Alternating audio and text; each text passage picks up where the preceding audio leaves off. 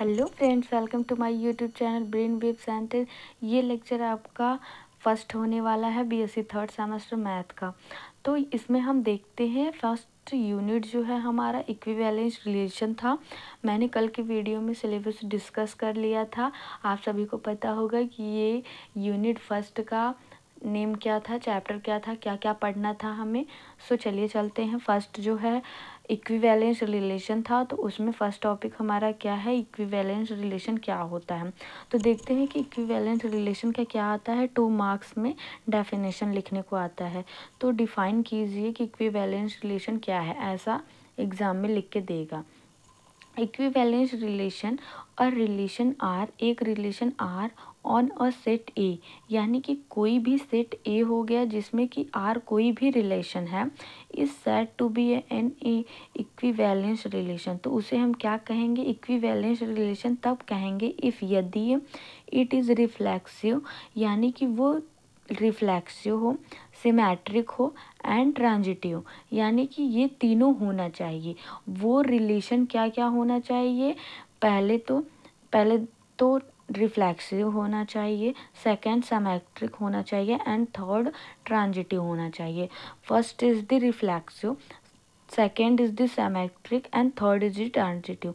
यानी कि कोई भी एक सेट ले लीजिए।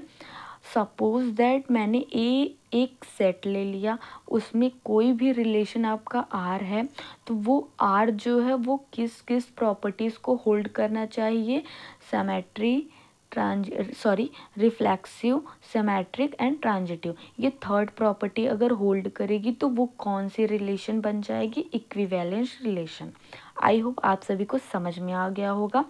सो फर्स्ट चलते हैं कि रिफ्लेक्सिव रिलेशन क्या होता है। तो यहाँ से देखिए, रिफ्लेक्सिव रिलेशन जो होता है, अ रिलेशन आर, मैंने एक रिलेशन क्या लेट कर लिया, R on a set A में कोई भी रिलेशन आपका आर है, is said to be a reflexive. वो कैसा हो जाएगा, रिफ्लेक्सिव हो जाएगा। कब कहेंगे रिफ्लेक्सिव उसको, इफ़ यदि ए रिलेशन ए, यानी ए कोई क्या हो गया, एलिमेंट हो गया, और किसका एलिमेंट हो गया, सेट ए का एलिमेंट हो गया। किसका एलिमेंट है, सेट ए का एलिमेंट है।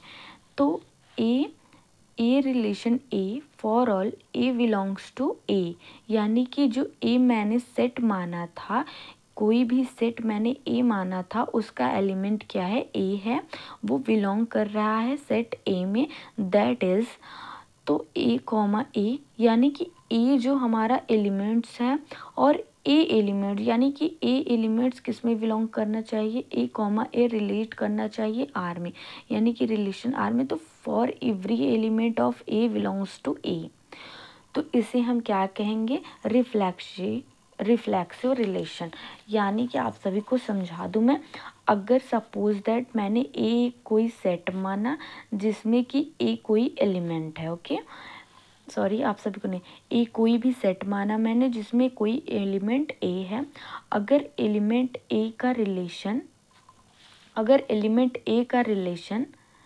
रिलेशन ए में ही बन रहा है, और ए किस में बिलोंग कर रहा है, फॉर ए में।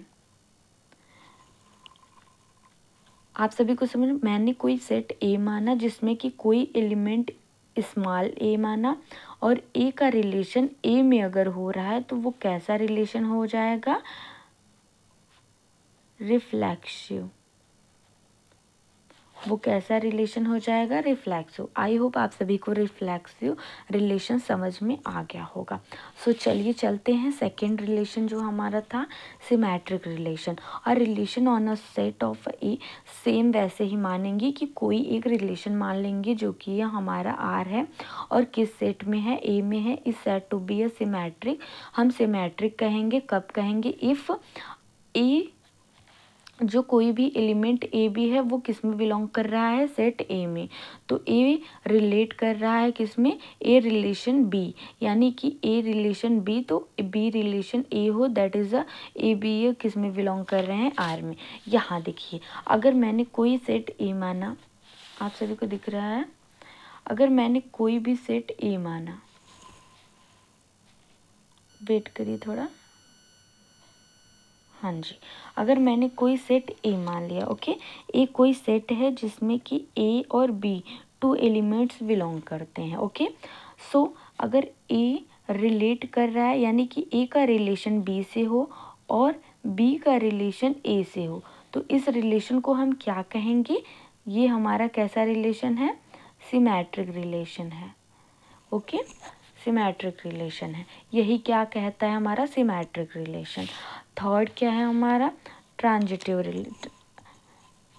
रिलेशन। और relation R on a set A is said to be a transitive relation, यानी कि एक रिलेशन आर है ऑन अ सेट ए में है, उसे हम कब ट्रांजिटिव रिलेशन कहेंगे? इफ़ यदि ए रिलेट कर रहा हो, यानी A relation B and B relation C, then तब ए रिलेशन सी, यानी कि कोई भी मैंने सेट मान लिया ए, जो कि जिसमें कि एलिमेंट ए बी सी मान लिया, 3 एलिमेंट। एक सेट मैंने कैपिटल ए माना जिसमें कि क्या, small A, small B and small C, 3 क्या है आपके स्मॉल एलिमेंट्स हैं। सो तो इसमें देखिए 3 एलिमेंट्स हैं, तो अगर ए रिलेट कर रहा है बी के साथ में और बी रिलेट कर रहा है किसके साथ में? सी के साथ में, तो यहाँ से क्या कह सकते हैं हम कि ए जो है वो रिलेट करेगा सी के साथ में। यही क्या होता है हमारा?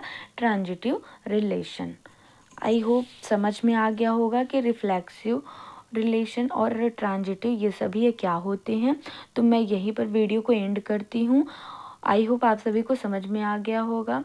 सो अगर समझ में आ गया हो तो चैनल को सब्सक्राइब कर लीजिएगा अगली वीडियो की नोटिफिकेशन पाने के लिए, क्योंकि वो भी वीडियो काफ़ी ही मोस्ट इम्पॉर्टेंट और शानदार होने वाली है।